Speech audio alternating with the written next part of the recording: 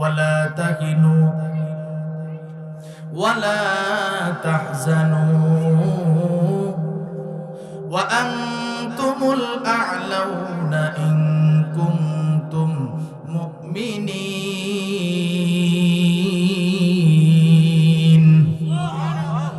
খালিদ বিন ওয়ালিদ ডাক দিয়ে কয়, ও আবু উবাইদা ইবনুল জাররাহ, প্রথম প্রমাণ আমি আল্লাহর কোরআন থেকে দিলাম। আল্লাহ জানায় দিয়েছি যারা মুমিন হবে, যারা ঈমানদার হবে, তাদের কোনো ভয় নাই, তাদের কোনো চিন্তাও নাই। জোরে বলেন সুবহানাল্লাহ। কারণ তাদের ঈমান নাই। নবীজি হাদিসের মধ্যে জানাইছেন যাদের ঈমান নাই তারা হইল মুর্দা, আর যাদের ঈমান আছে তারা হইল জিন্দা। এ আবু উবাইদা ইবনুল জাররাহ, আমরা যেহেতু ঈমানদার, ৬০,০০০ সৈন্যবাহিনী, আমি ঈমানদার, আমি একার কাছে সকলেই মুর্দা, আমি হইলাম একা ঈমানদার, আমি জিন্দা। সুতরাং ভরসা আছে আল্লাহর উপরে, ৬০,০০০ সৈন্যবাহিনীকে আমি একাই পরাজিত করে ফেলব। আলহামদুলিল্লাহ আলহামদুলিল্লাহ ওয়া কাফা ওয়া সালামুন আলা ইবাদিহিল্লাযীনা ইসতাফা আম্মা বা'দু ফাআউযু বিল্লাহি মিনাশ শাইতানির রাজীম।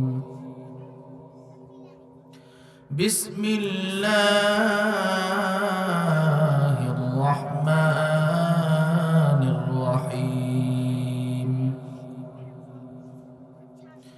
ওয়ালা তাহিনু ওয়ালা তাহজানু ওয়া আনতুমুল আ'লাউন ওয়া আনতুমুল আ'লাউনা ইন কুনতুম মুমিনিন।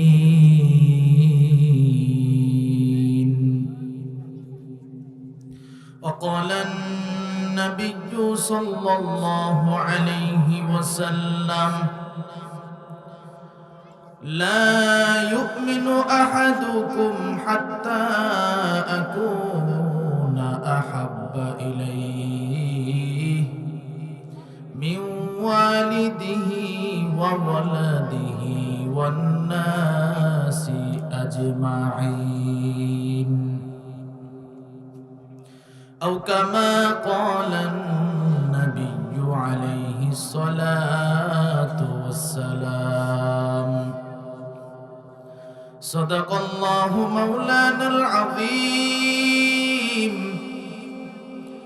وصدق رسوله النبي الكريم، ونحن على ذلك من الشاهدين والشاكرين والذاكرين والحمد لله رب العالمين।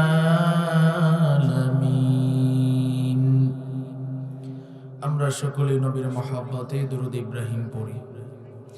اللهم صل على محمد وعلى آل محمد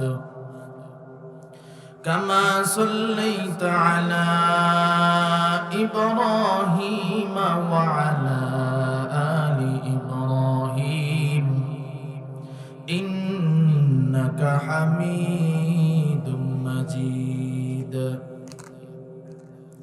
اللهم بارك على محمد وعلى آل محمد كما باركت على إبراهيم وعلى آل إبراهيم إنك حميد مجيد. محمد آخر كفر को मिटाए कुफ्र को मिटाकर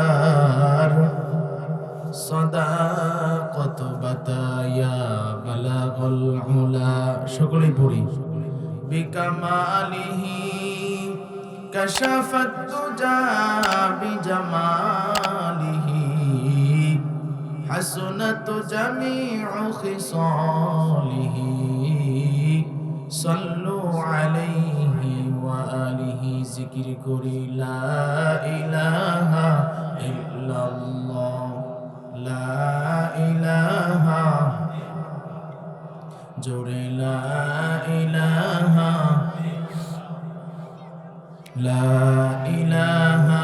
इल्लल्लाह ला इलाहा इल्लल्लाह ला इलाहा इल्लल्लाह ला इलाहा इल्लल्लाह ला इलाहा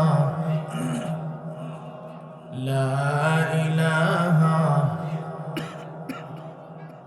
बेलाल बोले एक अल्लाह उमैया बोले बड़ो ज़ला बेलाल बोले एक अल्लाह उमैया बोले बड़ो ज़ला আমার আল্লাহ বলেন ও জিবরাইল আল্লাহ বলেন ও জিবরাইল জান্নাতেরি খোলো তালা লা ইলাহা লা ইলাহা আসিয়া বলে এক আল্লাহ ফেরাউন বলে বড় জ্বালা আসিয়া বলে এক আল্লাহ ফেরাউন বলে বড় জ্বালা আমার আল্লাহ বলেন ও জিবরাইল আল্লাহ বলেন ও জিবরাইল জান্নাতেরি খোলো তালা লা ইলাহা जोड़े ला इलाहा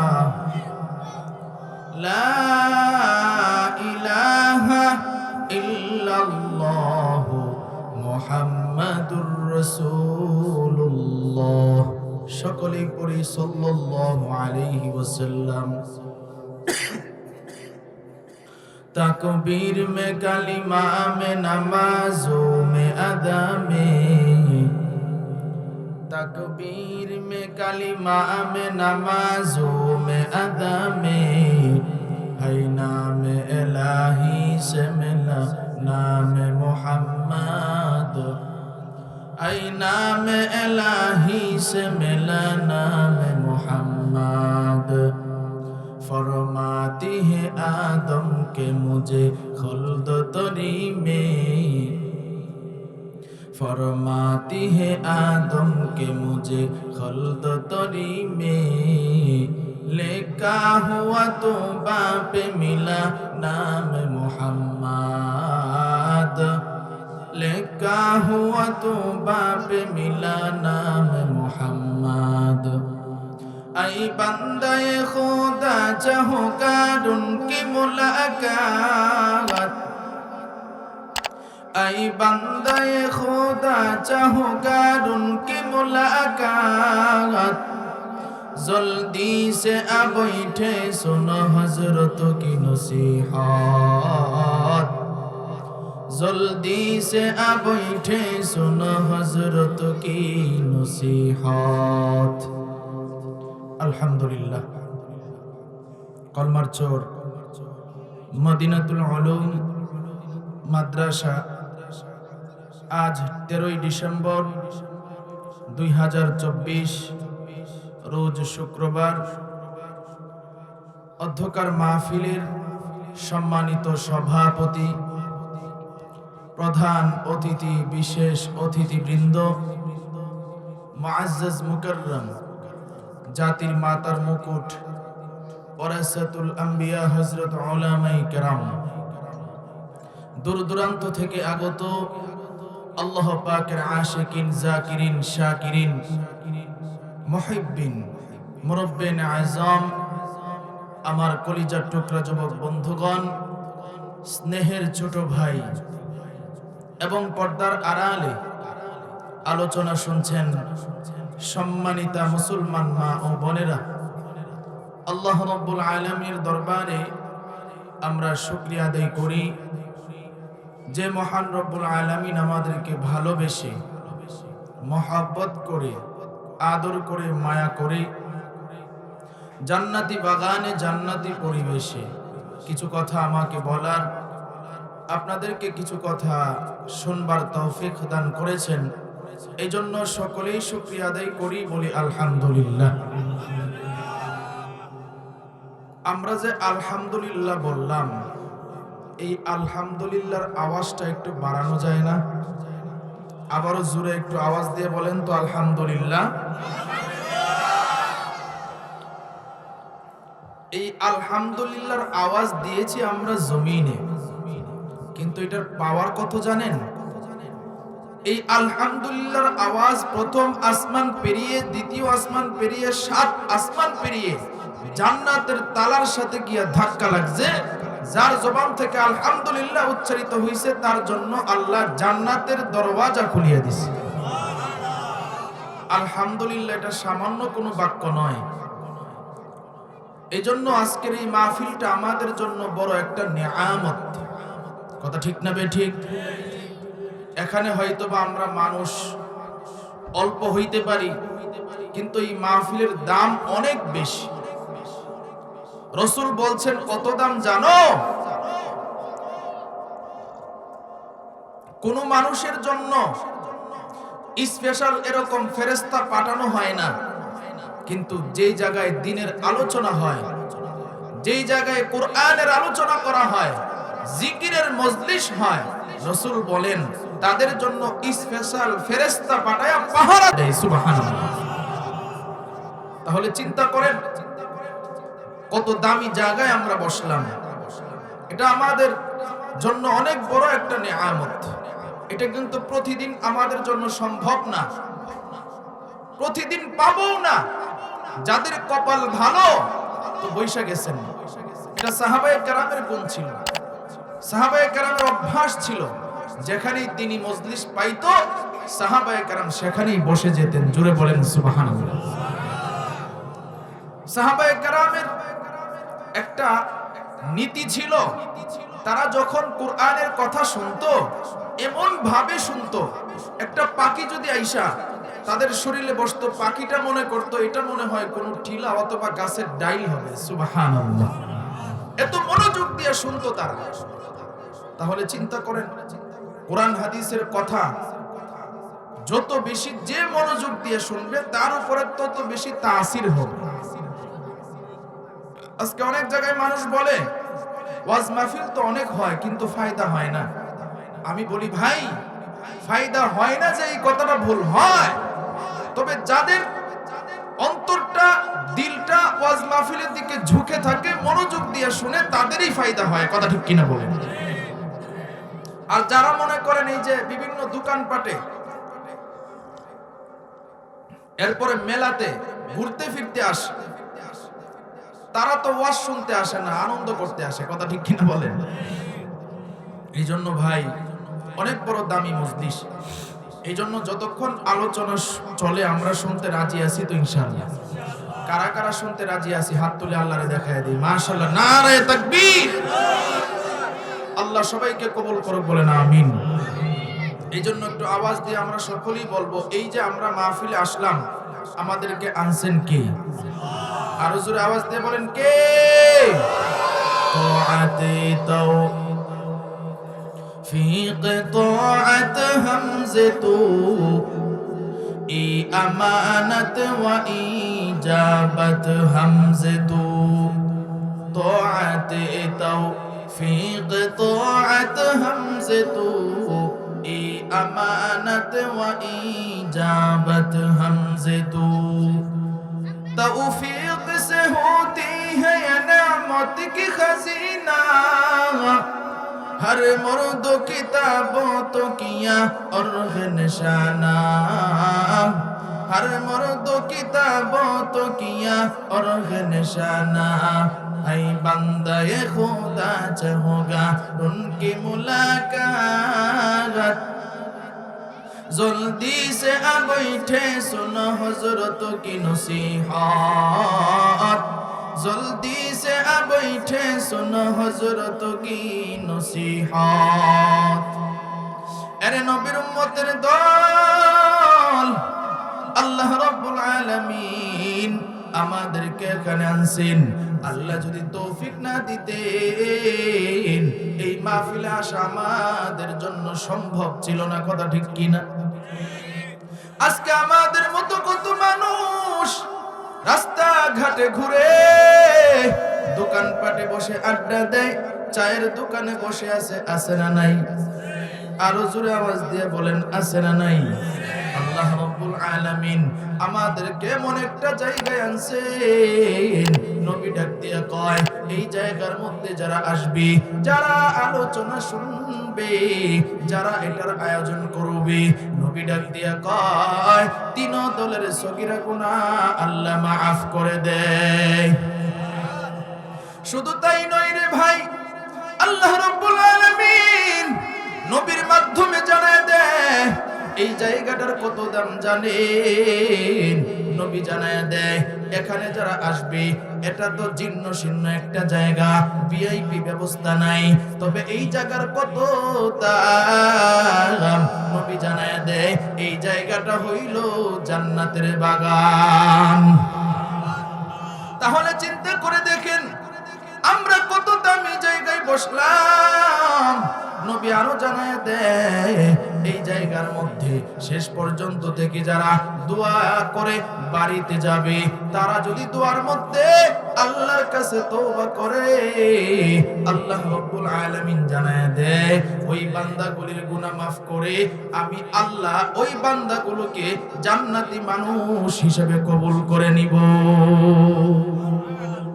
তাহলে চিন্তা করেন আমরা যে যেখানে আসলাম কত দামি হিসেবে আমরা আসলাম কথা ঠিক কিনা এজন্য ভাই আমি কোরআনে কারীম থেকে একটি আয়াতে কারিমা তেলাওয়াত করেছি আল্লাহ রাব্বুল আলামিন বলেন আমাদেরকে উদ্দেশ্য করে ওয়ালা তাহিনু ওয়ালা তাহজানু ওয়া আনতুমুল আ'লাউনা ইন কুনতুম মুমিনিন আল্লাহ কয় মুমিন বান্দা যারা তাদের কোনো ভয় নাই তাদের কোনো চিন্তা নাই জোরে বলেন সুবহানাল্লাহ তাহলে প্রকৃত মুমিন হওয়ার দরকার আছে না নাই এখন বলবেন হুজুর আমরা তো মুসলমানের ঘরের সন্তান মুসলমান এখন শুধু মুসলমানের ঘরে জন্ম নিলেই কি প্রকৃত মুমিন হওয়া যায় প্রকৃত মুমিন হইলে পুঙ্খানুপুঙ্খানু ভাবে কোরআন সুন্নাহ অনুযায়ী চলতে হয় কথা ঠিক কিনা বলেন আজকে দেখেন আমরা মুসলমান হইছি অথচ মসজিদগুলো টাইস করা বিশাল বড় বড় মসজিদ অথচ পাঁচ ওয়াক্ত নামাজে এক কাতারের বেশি মুসল্লি পাওয়া যায় না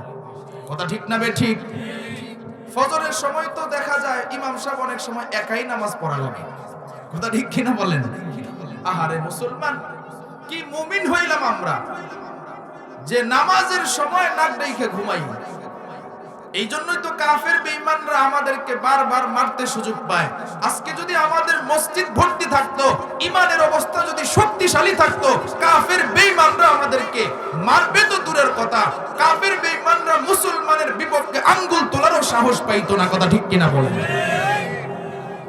আফগানিস্তানের একজন আলেম বলছিলেন যে মুসলমানরা তখনই তাদের বিজয়ের দ্বার প্রান্তে পৌঁছতে পারবে যখন জুমার দিন যে পরিমাণ মুসল্লি হয় ফজরের নামাজে সে পরিমাণ মুসল্লি যেদিন হবে সেদিনই মুসলমানের বিজয়ের হাতছানি দিবে সুবহানাল্লাহ তাহলে এখন দেখেন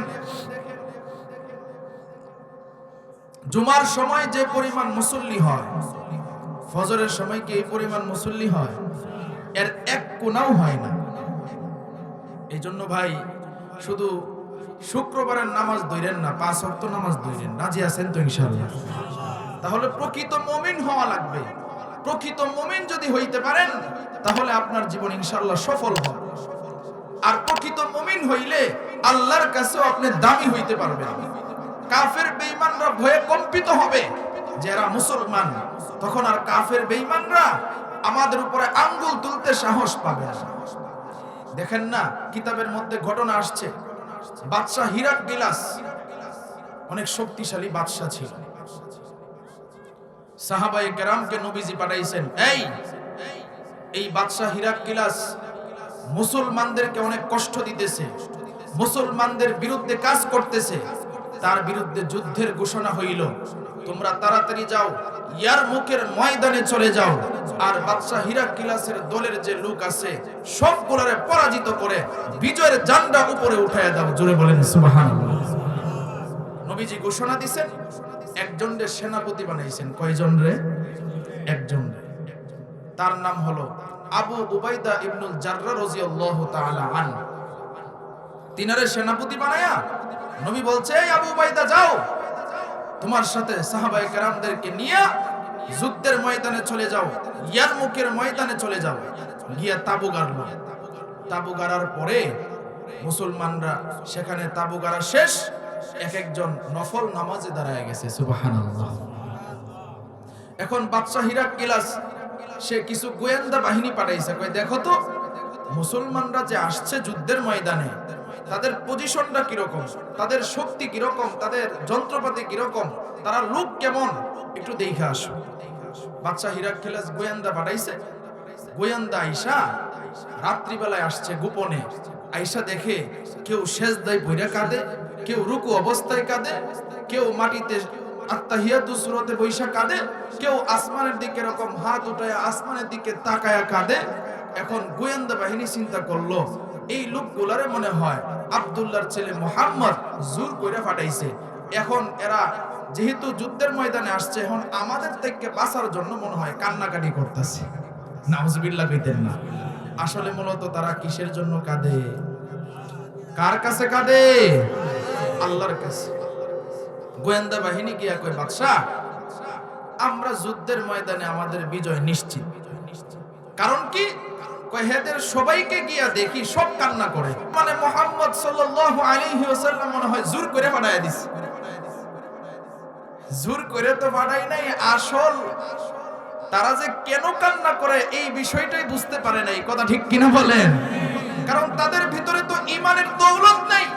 মুসলমানের ঈমান হলো সবকিছুতে সাহায্য চাইতে হবে একজনের কাছে, তিনি কে? আল্লাহ। মুমিনরা, ঈমানদাররা কখনো অন্য কারো কাছে মুখাফেক্কি হয় না, একমাত্র মুখাফেক্কি হয় কার কাছে? আল্লাহর কাছে।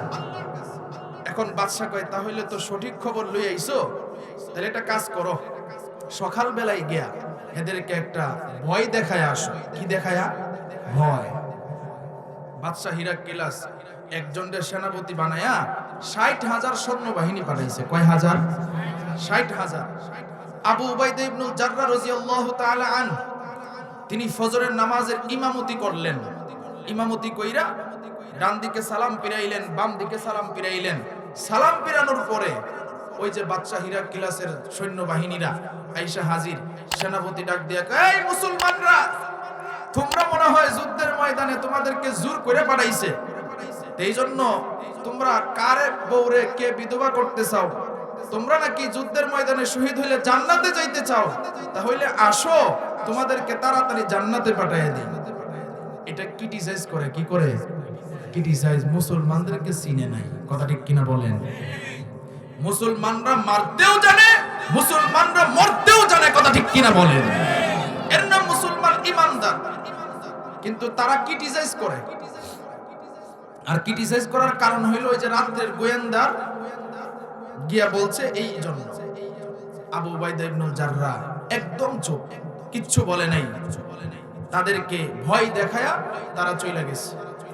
আবু উবাইদা ইবনুল জাররাহ মনে মনে কয়, দেখা হবে যুদ্ধের ময়দানে, দেখবো তোমাদের বাহাদুরি। সুবহানাল্লাহ।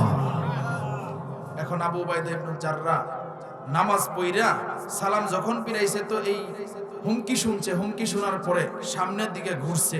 ইমাম সাহেবরা দেখেন না, ফজরের নামাজ পড়া মুসল্লিদের সামনের দিকে ঘুরে, এভাবে ঘুরছে, ঘুইরা দাঁড়াইছে। দাঁড়ায় কয়, তারা তো ঈমানদার না, বেঈমান, আর আমরা হইলাম ঈমানদার।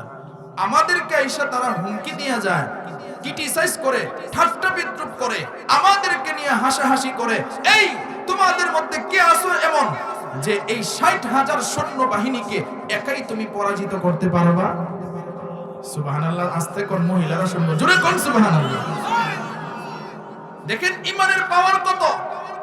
কি আসো এমন যে একাই তুমি যুদ্ধের ময়দানে এই ৬০,০০০ সৈন্যবাহিনীর বিপক্ষে লড়বা? কে আসো এমন? একজন দাঁড়ায় গেল, আবু উবাইদা ইবনুল জাররাহ কয় তুমি বসো। দ্বিতীয় নম্বরে আরেকজন দাঁড়াইলো, কয় আমি পারবো, কয় না তুমিও বসো। তৃতীয় নম্বরে আরেকজন দাঁড়ায় গেল, আবু উবাইদা ইবনুল জাররাহ কয় না তুমিও বসো। চতুর্থ নম্বরে আরেকজন দাঁড়ায় গেল, যার নাম হচ্ছে খালিদ বিন ওয়ালিদ রাদিয়াল্লাহু তাআলা আনহু। তিনি যখন দাঁড়াইছে, আবু উবাইদা ইবনুল জাররাহ রাদিয়াল্লাহু তাআলা আনহু ডাক দিয়া কয় হ্যাঁ তোমারই আমি মনে মনে চাইতেছিলাম, তুমি যদি আগেই দাঁড়াইতা তাহলে আর আমি এত মানুষকে দাঁড় করাইতাম না। তোমারই আমি মনে মনে চাইছিলাম, তবে তুমি যেহেতু দাঁড়াইছো, তুমি যে ৬০,০০০ সৈন্যবাহিনীকে পরাজিত করবা, এটার প্রমাণ কি? সুবহানাল্লাহ কইতেন না?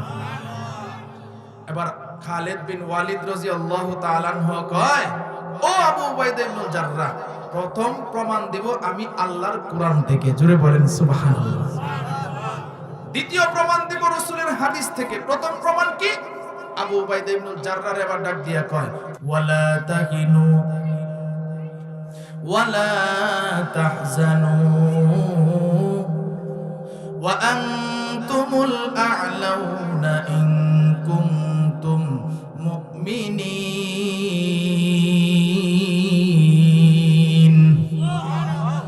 খালিদ বিন ওয়ালিদ ডাক দিয়া কয়, ও আবু উবাইদা ইবনুল জাররাহ, প্রথম প্রমাণ আমি আল্লাহর কোরআন থেকে দিলাম। আল্লাহ জানায় দিয়েছি, যারা মুমিন হবে, যারা ঈমানদার হবে, তাদের কোনো ভয় নাই, তাদের কোনো চিন্তাও নাই। জোরে বলেন সুবহানাল্লাহ। কারণ তাদের ঈমান নাই। নবীজি হাদিসের মধ্যে জানাইছেন, যাদের ঈমান নাই তারা হইল মুর্দা, আর যাদের ঈমান আছে তারা হইল জিন্দা। এ আবু উবাইদা ইবনুল জাররাহ, আমরা যেহেতু ঈমানদার, ৬০,০০০ সৈন্যবাহিনী, আমি ঈমানদার, আমি একার কাছে সকলেই মুর্দা, আমি হইলাম একা ঈমানদার, আমি জিন্দা। সুতরাং ভরসা আছে আল্লাহর উপরে, ৬০,০০০ সৈন্যবাহিনীকে আমি একাই পরাজিত করে ফেলবো। আবু উবাইদা ইবনুল জাররাহ ডাক দিয়ে কয়, ও খালিদ বিন ওয়ালিদ, আপনি একা তাদের কাছে যুদ্ধ করার প্রয়োজন নাই, আমি আরো আপনার সাথে ৫৯ জন লোক দিয়ে দিলাম। জোরে বলেন সুবহানাল্লাহ। ৫৯ জন দিয়ে দিলাম, আপনার সহ ৬০ জন। তাহলে ৬০,০০০ সৈন্যবাহিনীর বিপক্ষে মুসলমান দাঁড়াইছে কতজন? আরো জোরে আওয়াজ দিয়ে বলেন কতজন? এক একজনের ভাগে পড়ে ১০০০। এবার মুসলমানরা যুদ্ধের প্রস্তুতি নিয়ে এর মুখের ময়দানে চলে গেল। আবু উবাইদা ইবনুল জাররাহ ডাক দিয়া কয়, আল্লাহর নাম নিয়ে যুদ্ধের ময়দানে চলে যান, আমি এদিকে আল্লাহর কাছে সাহায্য চাই। আবু উবাইদা ইবনুল জাররাহ যাই নামাজটা বিছায়া আল্লাহর ডাক দিয়ে কয়, আল্লাহ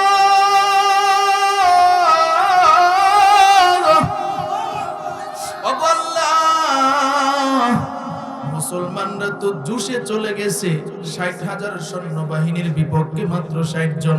ওগো আল্লাহ, তোমার প্রতি আমার বিশ্বাস আছে, ঈমানদারদেরকে তুমি হারাইবা না। ওগো আমার রব, তোমার কাছে সাহায্য চাই, তোমার সাহায্য ছাড়া তো যুদ্ধে জিতা সম্ভব না। ওগো আল্লাহ, মুসলমানরা যুদ্ধের ময়দানে গেছে, নবীর হাড় ভাঙা পরিশ্রমের সাহাবীরা যুদ্ধের ময়দানে চলে গেছে। ওগো আল্লাহ, যুদ্ধের ময়দানে মুসলমানদেরকে তুমি বিজয় করে দিও। এইভাবে যখন আল্লাহর কাছে দোয়া করে, ওইদিকে তুমুল জোরে যুদ্ধ হইতেছে, এর মুখের ময়দানে যুদ্ধ আর যুদ্ধ।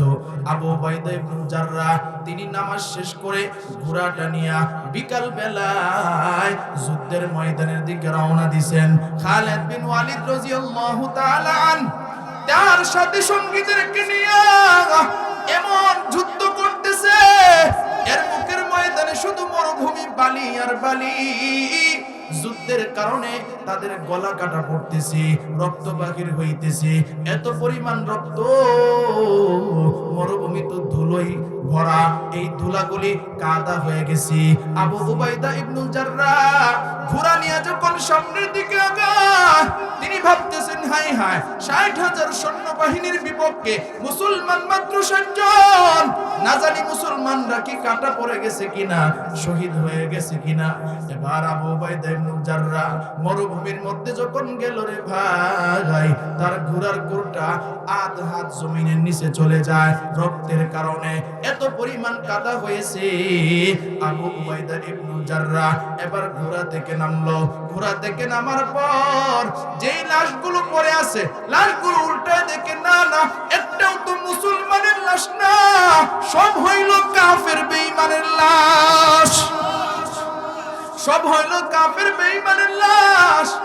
এবার আবু উবাইদা ইবনুল জাররাহ তিনি আগাইতেছে সামনে, দেখি তো সামনের অবস্থা কি। সামনে যখন আগায়, মাগরিবের ওয়াক্ত প্রায় শুরু হয়ে যাচ্ছে, আসরের ওয়াক্ত শেষ হয়ে যাচ্ছে। আবু উবাইদা ইবনুল জাররাহ সামনে আগাইতেছে, মুসলমান কাউকেই পাইতেছে না। হঠাৎ করে তাকায় দেখে জীর্ণ শীর্ণ একটা লোককে দেখা যায়, মাথার মধ্যে দাড়ির মধ্যে ধুলাবালির জন্য চেনা যায় না। এবার সামনে আগায়, সামনে আগায় দেখে তিনি তো আর কেউ নয়, তিনি হলেন খালিদ বিন ওয়ালিদ রাদিয়াল্লাহু তাআলা আনহু। খালিদ বিন ওয়ালিদ রাদিয়াল্লাহু তাআলা আনহু।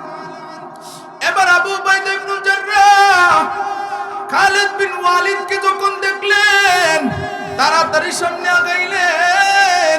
সামনে আগায় কয়, এই খালিদ বিন ওয়ালিদ, তুমি যুদ্ধের ময়দানে এতক্ষণ কোথায় ছিলা? বলে আমি জমিনে শুয়েছিলাম। বলে এখন মুসলমানদের অবস্থা কি? বলে আবু উবাইদা ইবনুল জাররাহ, আলহামদুলিল্লাহ, মুসলমানরা যুদ্ধের ময়দানে বিজয় লাভ করেছে। ৬০,০০০ সৈন্যবাহিনীর বিপক্ষে মুসলমান মাত্র কয়জন ছিল? আরো জোরে আওয়াজ দিয়ে বলেন, কয়জন? ৬০ জন। এবার আবু উবাইদা ইবনুল জাররাহ ডাক দিয়া কয়, বাকি সাথীরা কোথায়? দুইটা riwayat আছে। এক riwayate আছে বাদশা হিরাক্লির সৈন্যবাহিনীর হাতে মুসলমানরা ৮ জন ধরা পড়েছে। আরেক riwayate আছে বাদশা হিরাক্লির হাতে, ওই কাফের বেঈমানের হাতে মুসলমানরা ৮ জন শহীদ হয়ে গেছে। আর কাফের বেঈমান ৬০,০০০ অধিকাংশই জাহান্নামে পাঠিয়ে দিয়েছে, আর কিছুগুলা ভেগে চলে গেছে, বাদশা হিরাক্লিসের দরবারে চলে গেছে। আবু উবাইদা ইবনুল জাররাহ ডাক দিয়া কয়, হে খালিদ বিন ওয়ালিদ, সূর্য তো ঢেলে যাচ্ছে, তাড়াতাড়ি চলেন, আসরের নামাজটা জামাতের সাথে এখনো পড়তে পারবেন। আসরের নামাজ এখনো কাজা হয় নাই, আপনি কি জোহরের নামাজ পড়েছেন? খালিদ বিন ওয়ালিদ ডাক দিয়া কয়, এ আবু উবাইদা ইবনুল জাররাহ, তুমি আমারে কি মনে করেছো? আমি যখন মুসলমান ছিলাম না, তখন আমি দেবদেবীর পূজা করতাম, তখন আমি পাথরের পূজা করতাম, তখন আমি আগুনের পূজা করতাম, তখন আমি মাছের পূজা করতাম, তখন আমি গাছের পূজা করতাম। যখন আমি নবীর হাতে হাত রেখে কালিমা পড়ে মুসলমান হয়েছি, নবীরে আমি ওয়াদা দিয়েছিলাম, ওগো পয়গম্বর, এই মাথাটা আমি জীবনে বহু মূর্তির কাছে নত করেছি, বহু মূর্তির কাছে আমার এই মাথাটা আমি নত করেছি। ওগো পয়গম্বর, আজকে আমি ঈমান আনলাম, আল্লাহর পয়গম্বর, আপনার হাতে হাত রেখে আমি মুসলমান হয়ে গেলাম, আপনারে ওয়াদা দিলাম আর কোনদিন এই কপালটা আমি মূর্তির সামনে নত করব না। যখনই নামাজের সময় হবে, রবের নিকটে মাথা নত করে রবের ক্ষুদ্রতি পায়ে আমি সিজদা দিব। এ আবু উবাইদা ইবনুল জাররাহ, তুমি কি মনে করেছো তোমার পিছনে যে আমি ফজরের নামাজ পড়েছিলাম, ওই ওযুটা এখনো আমার আছে? জোরে বলেন সুবহানাল্লাহ। যোহরের নামাজ নামাজ আযান দিয়া জামাতের সাথে আমরা যুদ্ধের ময়দানে আদায় করেছি। এরপরে জোহরের নামাজ আসরের নামাজও আমরা যুদ্ধের ময়দানে আদায় করেছি। ও আবু উবাইদা ইবনে জাররাহ, আমরা নামাজটাকে কাজা করি নাই। জোরে বলেন আল্লাহু আকবার। তাহলে চিন্তা করে দেখেন কেমন ঈমানের পাওয়ার। খালিদ বিন ওয়ালিদ এবার আবু উবাইদা ইবনে জাররাহ কয়, বাকি সাথীদেরকে নিয়ে চলেন, অনেকে আঘাত পেয়েছেন, অনেকের ঘোড়াগুলো আঘাত পেয়েছে, তাড়াতাড়ি চলেন। এবার গেল ঘরের ভিতরে তাঁবুর কাছে, ঘোড়াগুলির জখম যেখানে হয়েছে ওই জখমগুলোর মধ্যে ওষুধ লাগানো হইতেছে। ওইদিকে বাদশা হিরাক্লিয়াসের যে দল ছিল অধিকাংশই তো জাহান্নামে চলে গেছে, যেগুলা বেঁচে ছিল সবগুলা গিয়া বাদশা হিরাক্লিয়াস রে কয়, ও বাদশা, আমরা আপনার চাকরি আর করতে রাজি নাই। মুসলমানের তরবারির নিচে যুদ্ধ করার মতো শক্তি আমাদের নাই। জোরে বলেন সুবহানাল্লাহ। বাদশা হিরাক্লিয়াস কয়, কি ব্যাপার, হঠাৎ করে এই কথা করে? বললেন না, মুসলমানদের তরবারির এত পাওয়ার। খালিদ বিন ওয়ালিদ যখন নারায়ে তাকবীর আল্লাহু আকবার বলে তরবারি আসমানের দিকে উঠায়, কেমন জানি আমাদের চোখে ভাসে ৬০,০০০ তরবারি আসমানের দিকে উঠেছে। জোরে বলেন সুবহানাল্লাহ। মুসলমানের তরবারির পাওয়ারের সাথে আমাদের তরবারির কোনো খাওয়াই নেই, আমরা আপনার চাকরি করতে রাজি নেই। বাদশা কয়, ঠিক আছে, মাথা ঠান্ডা করো, এখন খালিদ বিন ওয়ালিদ রে কৌশলে সাইজ করতে হবে। নাউজুবিল্লাহ বলেন। কেমনে? কয়েকটা কাজ করো, মুসলমানরা তো সন্ধি পছন্দ করে, তাহলে এখন তোমরা যাও গিয়া খালিদ বিন ওয়ালিদের সাথে আমরা সন্ধি করব। সেনাপতি তো আবু উবাইদা ইবনে জাররাহ, তবে তার সাথে আমাদের কোনো কথা নাই। খালিদ বিন ওয়ালিদ রে কোন রকম বুঝায়া আমাদের দরবারে আইনা, এরপরে খালিদ বিন ওয়ালিদ রে আমরা হত্যা করব। নাউজুবিল্লাহ। এই প্ল্যান কইরা তারা কি করছে, মুসলমানের খালিদ বিন ওয়ালিদ তারে হত্যা করার ষড়যন্ত্র শুরু করছে। এবার তাদের পক্ষ থেকে কিছু লোক আসছে, আয়েশা কয়, খালিদ বিন ওয়ালিদ কে?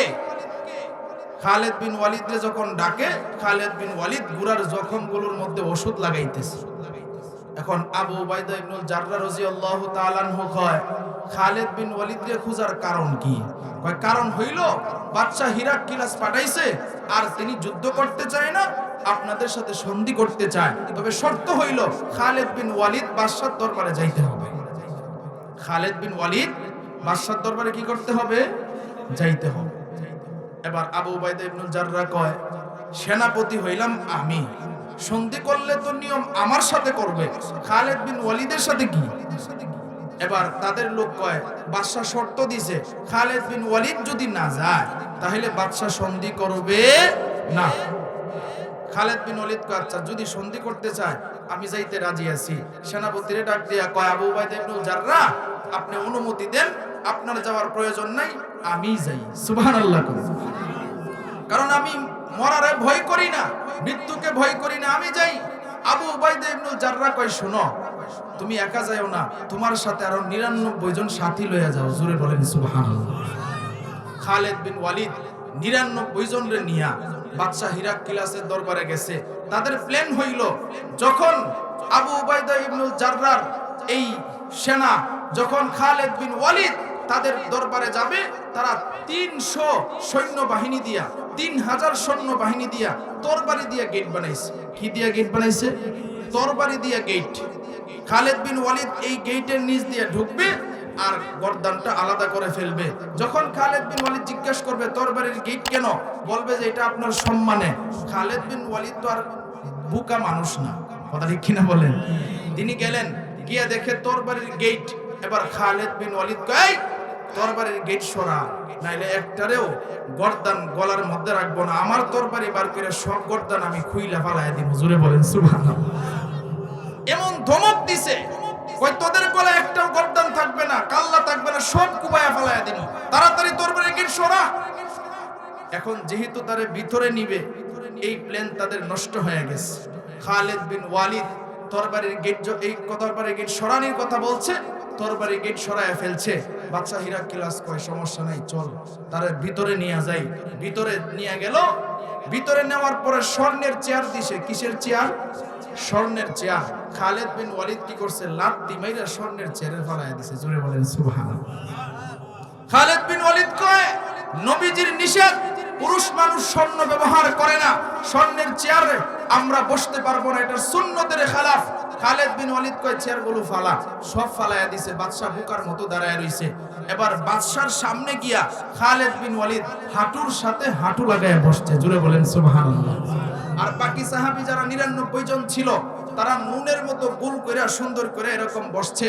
বসার পরে খালিদ বিন ওয়ালিদ খুশ থেকে তরবারি বার করে কয় তুমি না কইছো আমি আসলে সন্ধি করবা, তাহলে এই যে সন্ধি, 1 নাম্বার সন্ধি হইল এক্ষুনি তুমি কালিমা পড়বা। যদি কালিমা পড়ো তাহলে তোমার সাথে খেলা ফাইনাল, আমরা আর যুদ্ধ করব না। 2 নাম্বার যদি কালিমা না পড়ো তাহলে এই যে দেখো আমার তরবারি তোমার গর্দান থেকে তোমার কল্লা আমার এই তরবারি দ্বারা আমি আলাদা করে ফেলবো। এবার 2টা শর্ত দিলেন। বাদশা হিরাক্লিয়াস তো বোকা হয়ে গেছে। সুবহানাল্লাহ কইতেন। দেখেন মুসলমান ইমানদারের পাওয়ার কত।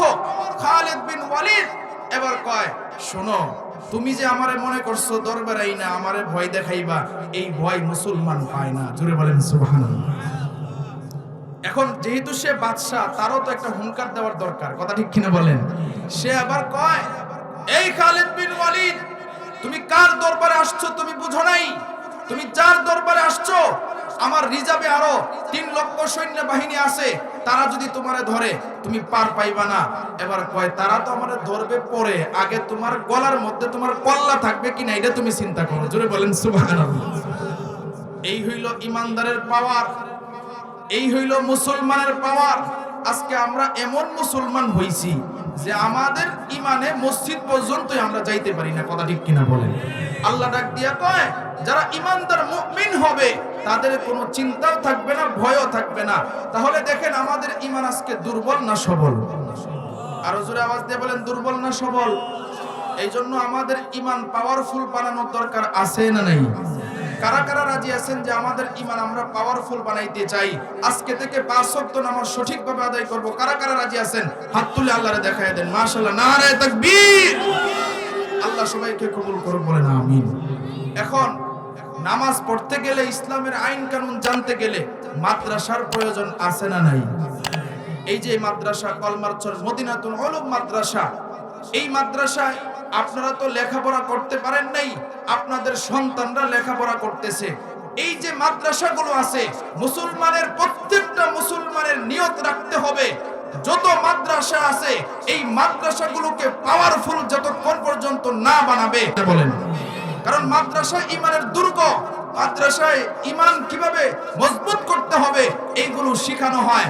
এখন মাদ্রাসাগুলো এমন অবস্থা আমাদের যে মাদ্রাসা টাকা পয়সা নাই, এরপরে মাদ্রাসা যে চালাবে এটাও খুব অল্প সংখ্যক টাকা পয়সা মাদ্রাসায় থাকে, তাহলে মাদ্রাসা কিভাবে চালাবে, কথা ঠিক কিনা বলেন? এই জন্য সর্বদিক থেকে মাদ্রাসাগুলোকে শক্তিশালী করতে রাজি আছি না নাই?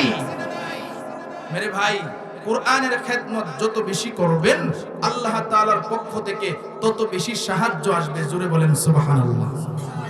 একজন বাদশা ছিল যার নাম হলো সুলতান মাহমুদ গজনবী।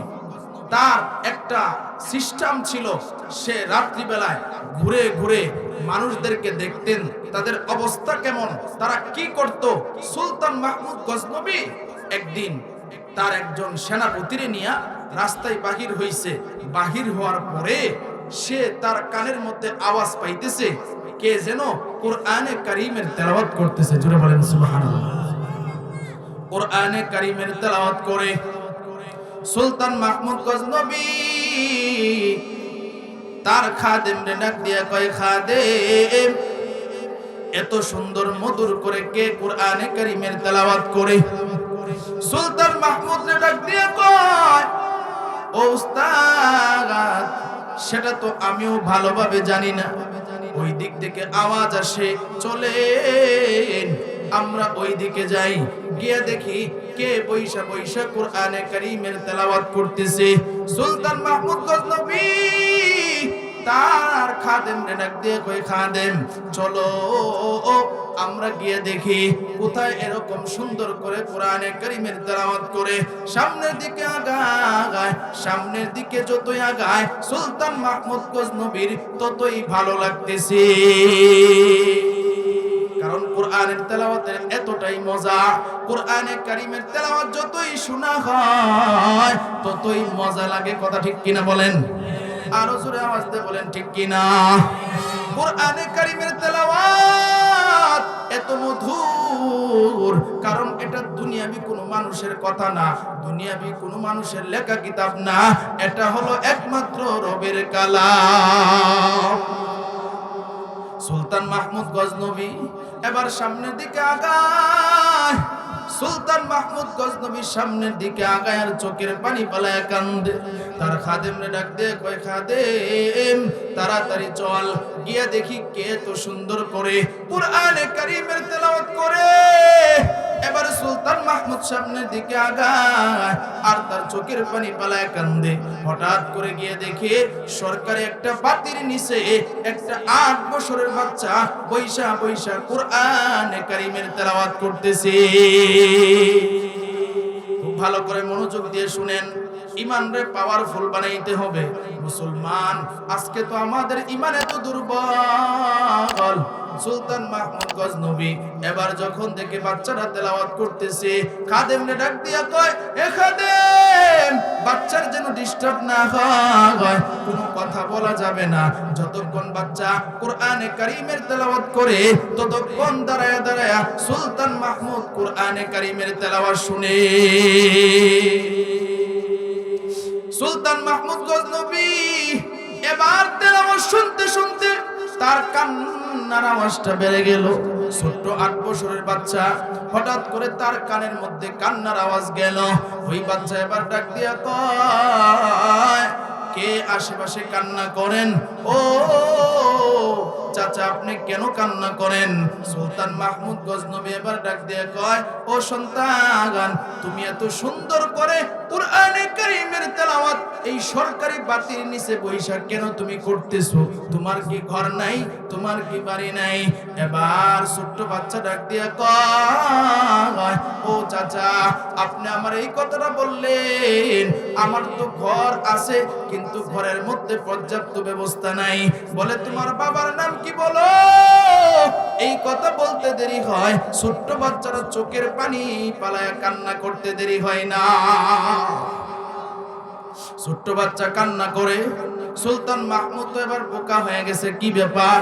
বাচ্চারে বাপের কথা যখন বললাম, কেন বাচ্চাটা কাঁদে? এবার জিজ্ঞাসা করে, সন্তান কেন তুমি কান্না করো?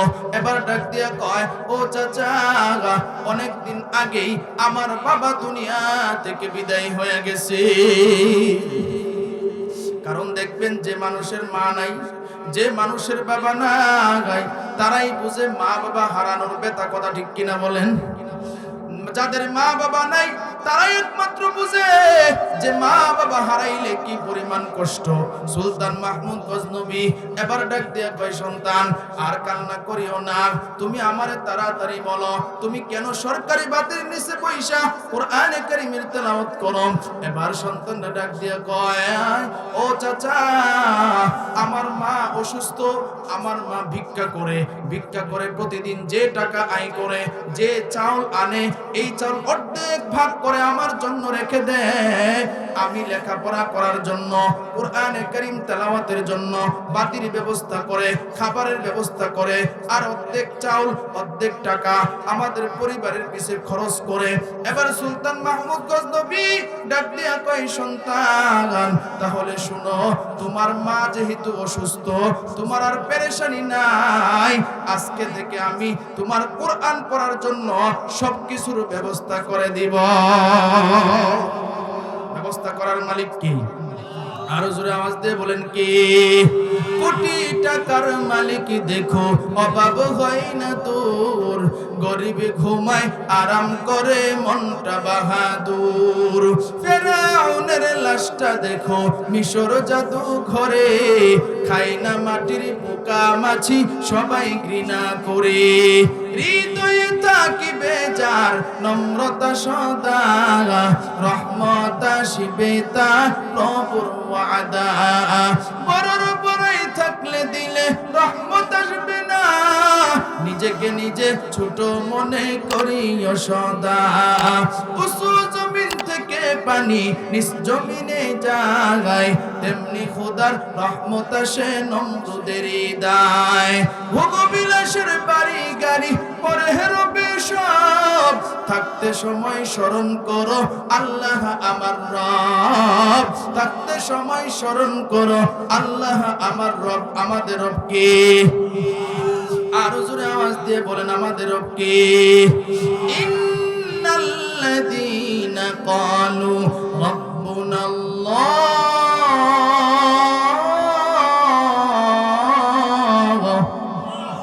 সুম্মা ইসতাকামু ফালা খাউফুন আলাইহিম ওয়ালা হুম ইয়াহজানুন। আল্লাহু আকবার বলেন। ব্যবস্থা করার মালিক আল্লাহ। সুলতান মাহমুদ গজনবী ওই সন্তানটারে ডাক দিয়ে কই, পেরেশানি নাই, টেনশন নাই, আজকে থেকে তোমার কোরআন পড়ার জন্য যা কিছুর প্রয়োজন আমি সুলতান মাহমুদ ব্যবস্থা করে দিব। দেখেন ছোট্ট বাচ্চা কি কয়, কয় চাচা যান, আমার মা আমারে শিখাইছে কেউ যদি আমারে কোনো কিছু দিতে চায়, আমার মার অনুমতি না নেওয়া পর্যন্ত আমি যেন তার থেকে কোনো কিছু না নেই। চিন্তা করছেন ছোট্ট বাচ্চা মাদ্রাসায় লেখা পড়ার করার কারণে তার মার প্রতি কত আদব, কথা ঠিক কিনা বলেন? আর এখনকার যে ছেলে ফেলে আছে দেখবেন, মা বাপে যদি এক পায়ে চলতো কয়, হে আরো বাম পথে চলে, কথা ঠিক কিনা বলেন? ছোট্ট বাচ্চা দূরের কথা, বড় হয়ে গেছে গা, এরপরেও দেখবেন ওই সন্তানগুলো বাপ মার কথা শুনে না, আছে না নাই? বাপ মা কয় একভাবে চলতো, সন্তান চলে আরেকবার। তাইলে যেই সন্তানগুলো বাপ মার কথা না শুনে, এই সন্তানগুলি কি আল্লাহর জান্নাতে যাইতে পারবে? জোরে আওয়াজ দিয়ে বলেন, জান্নাতে যাইতে পারবে? মেরে ভাই, এই জন্য সন্তানদেরকে মাদ্রাসায় ভর্তি করেন। মাদ্রাসায় ভর্তি করলে আদব আখলাক ভালো হয়, কথা ঠিক কিনা বলেন? এরপরে সুলতান মাহমুদ গজনবী যখন বলছে, সন্তান কয় আমার মা তো অনুমতি দিলে আমি নিব। কয় ঠিক আছে, তাহলে তোমার মার থেকে অনুমতি নিয়ে আসো। এবার দৌড় দিয়ে মার কাছে গেছে। মার কাছে গিয়া কয়, মা আপনি তো অসুস্থ, খুব ভালো করে শুনেন। মারে ডাক দিয়ে কয়, মা আপনি তো অসুস্থ, আল্লাহ তাআলা একজন লোকের ব্যবস্থা করে দিছে। কয় কি ব্যবস্থা করছে? কয় আমি তো সরকারি বাতির নিচে কোরআন পড়তেছিলাম, কারণ আমাদের ঘরে বাতি নাই, এই জন্য ওই লোক ডাক দিয়ে কয় আমার কোরআন পড়ার জন্য খাবার দাবার বাতি সব কিছুর ব্যবস্থা উনি করবে। জোরে বলেন সুবহানাল্লাহ। মা ডাক দিয়ে কয়, তাহলে আমার কাছে আসছো? বলে মা আপনি না কইছেন কেউ কোনো কিছু দিলে যেন না নেই, সুবহানাল্লাহ কইতেন না? আপনি যদি অনুমতি দেন তাইলে ওই লোকের কাছ থেকে আমি নিব এবং লোকেরে বলবো যে সব কিছুর ব্যবস্থা করে দেন। এরপরে মা কয় বাবা যাও, অনুমতি দিলাম। সুলতান মাহমুদ গজনবীর কাছে এই ছেলেটা চলে গেল। ছেলেটা যায়া কয় চাচা আমার মা অনুমতি দিছে, আমারে কোরআন পড়ার জন্য ঘরের ব্যবস্থা করে দেন, বাতির ব্যবস্থা করে দেন, খাবারের ব্যবস্থা করে দেন। সুলতান মাহমুদ ওই যে তার খাদেমরে ডাক দিয়া কয় কালকেই এই সন্তানের জন্য একটা ঘরের ব্যবস্থা করে দিবে। জুড়ে বলেন সুবহানাল্লাহ। ঘরের ব্যবস্থা করছে, লাইটের ব্যবস্থা করছে, খাবারের ব্যবস্থা করছে। এবার সুলতান মাহমুদ গজনবী ডাক দিয়ে কয় খাদেম সব তো ব্যবস্থা হইল, মানুষ যখন ধনী হয়ে যায় অনেক সময় দেখবেন আল্লাহরে ভুলে যায়, আছে না নাই? ধনী হয়ে গেলে অনেক সময় আল্লাহরে চিনে না, এমন অনেক মানুষ আছে। কয় আল্লাহ আবার কেডা? নাউজুবিল্লাহ কম। এবার সুলতান মাহমুদ গজনবী কয় চল দেখে আসি বাচ্চাটা আগের মতো লেখাপড়া করে কিনা। এবার সুলতান মাহমুদ গজনবী গেছে, যায় দেখে না বাচ্চাটা কোরআন শরীফ যে তেলাওয়াত করতেছে, দূর থেকে কোরআনের তেলাওয়াত শোনা যাইতেছে। জোরে বলেন সুবহানাল্লাহ। সুলতান মাহমুদ গজনবী খাদেম রে ডাক দিয়ে কয়, এরে খাদেম চল তাড়াতাড়ি যাই ঘরের কাছে গিয়া বাচ্চাটার একটু কোরআন তেলাওয়াত শুনি। সুলতান মাহমুদ গজনবী যখনই কোরআনের তেলাওয়াত শুনে চোখের পানি আর সে রাখতে পারে না। এবার সুলতান মাহমুদ গজনবী ঘরের কাছে গেল, কান্না করতেছে। ছোট্ট বাচ্চা যখন তেলাওয়াত করে ফাঁকে তার কানের মধ্যে কান্নার আওয়াজ আসছে। ছোট্ট বাচ্চা ডাক দিয়ে কয়, বেড়ার পাশে কে? সুলতান মাহমুদ গজনবী কয়, আমি ওই লোক যেই লোক তোমার ঘরের ব্যবস্থা করে দিলাম, যেই লোক তোমার খাবারের ব্যবস্থা করে দিলাম, যেই লোক তোমার টাকা পয়সার ব্যবস্থা করে দিলাম। ছোট্ট বাচ্চাটা কোরআন শরীফ বন্ধ করে এবার ঘর থেকে বাহির হইয়া তার ঘরের ভিতরে আনলো। এবার ডাক দিয়া কয়, চাচা আপনি ব্যবস্থা করে দিছেন, এখন আমি সুন্দর করে লেখাপড়া করতে পারি, তবে আমার একটা প্রশ্ন, আপনারে দেখলাম কোরআন শরীফ তেলাওয়াত শুনলেই শুধু কাঁদেন, কারণটা কি? ডাক দিয়া কয়, বাবা রে মনের ভিতরে বড় আশা ছিল, একটা কোরআনের সন্তানের বাবা যদি হইতে পারতাম। এই জন্য মানুষের কোরআনের তেলাওয়াত শুনলে আমি চোখের পানি রাখতে পারি না,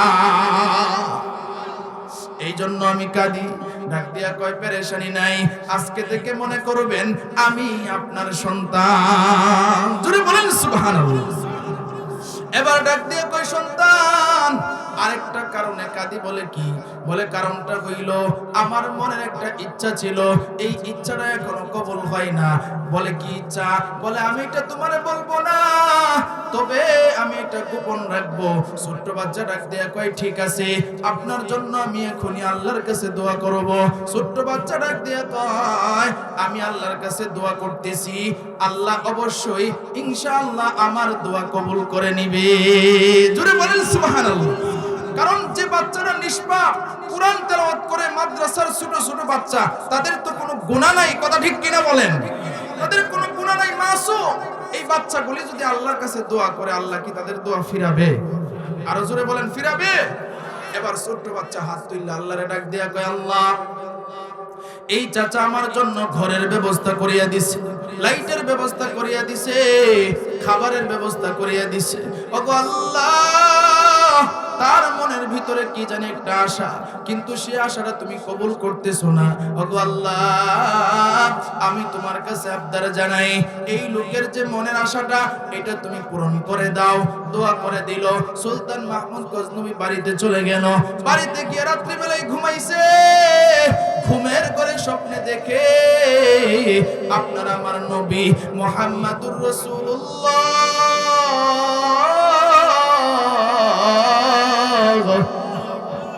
সাল্লাল্লাহু আলাইহি ওয়াসাল্লাম আয়েশা স্বপ্নে দেখা দিছে। আয়েশা ডাক দিয়া কয়, সুলতান মাহমুদ কত আমল তুই করছস আমি নবীরে দেখার জন্য, কিন্তু আজকে কোরআন পড়নেওয়ালা সন্তান যখন দোয়া করছে আমি নবী আর থাকতে পারি নাই, আমি তোর স্বপ্নে আয়েশা দেখা দিলাম। আরে সুলতান মাহমুদ, ওই কোরআন পড়নেওয়ালা সন্তানের উসিলায় তুই আজকে আমি নবীরে স্বপ্নে দেখতে পারছস। জোরে বলেন সুবহানাল্লাহ। এই জন্য ভাই, আমরা পরিপূর্ণ মুমিন যদি হতে চাই, পরিপূর্ণ মুমিন যদি হতে চাই, কোরআন পড়নেওয়ালা সন্তানদেরকে মহব্বত করার দরকার আছে না নাই? মাদ্রাসা মসজিদকে মহব্বত করার দরকার আছে না নাই? এই যে আপনাদের মাদ্রাসা, এই মাদ্রাসা তো অনেক টাকা পয়সার প্রয়োজন। এই যে মাহফিলটা হইতেছে অনেক টাকা পয়সা খরচ হইছে, কথা ঠিক কিনা বলেন? এই জন্য আমরাও যদি এরকম মাদ্রাসার প্রতি খেয়াল রাখি, মাদ্রাসায় যা যা প্রয়োজন সকলেই যদি একটু সহযোগিতা করি, তাহলে বিষয়টা সহজ হয় না কঠিন হয়? আরো জোরে আওয়াজ দিয়ে বলেন, সহজ হয় না কঠিন হয়?